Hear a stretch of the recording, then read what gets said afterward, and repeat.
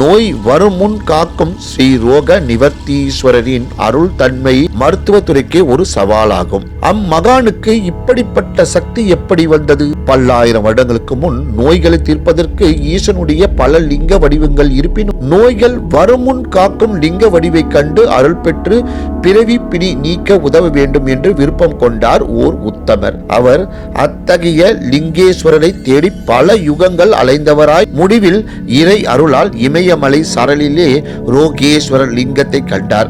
அன்னாரே தாம் தேடிய பொக்கிஷம் என்பதை ஈசனுடைய அசரீரி ஒளியால் உணர்ந்தார். பிறகு அவ்விடத்தில் இருந்து கொண்டு பல திருப்பணிகள் இயற்றிய நோய் தடுக்கும் ரகசியங்களை ஈசன் அருளால் உணர்ந்து கொண்டார்.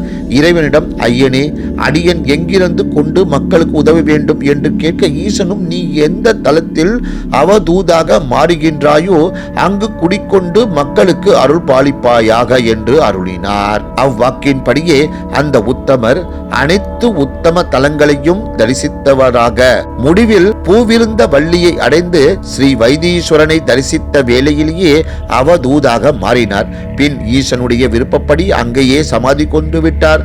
அந்த உத்தமர்தான் ஸ்ரீ அவதூது ரோக நிவர்த்தீஸ்வரர். ஸ்ரீ ரோக நிவர்த்தீஸ்வரர் பூலோகத்தில் வேறு எங்கும் காண கிடைக்காத நோய் வராது காத்து அருளும் வரசக்தி புருஷராவார். மக்களே, நாமும் நம் உடல் நலனை காக்க சென்னை பூந்தமல்லியில் உள்ள வைத்தீஸ்வரன் கோவிலில் அருள் பாலிக்கும் ஸ்ரீ அவதூது ரோக நிவர்த்தீஸ்வரரை வழிபட்டு நலம் பெறுவோம் என்று கூறி இந்த சிறப்பான ஆன்மீக பதிவை நிறைவு செய்கிறேன். நன்றி, வணக்கம், வாழ்க வளமுடன்.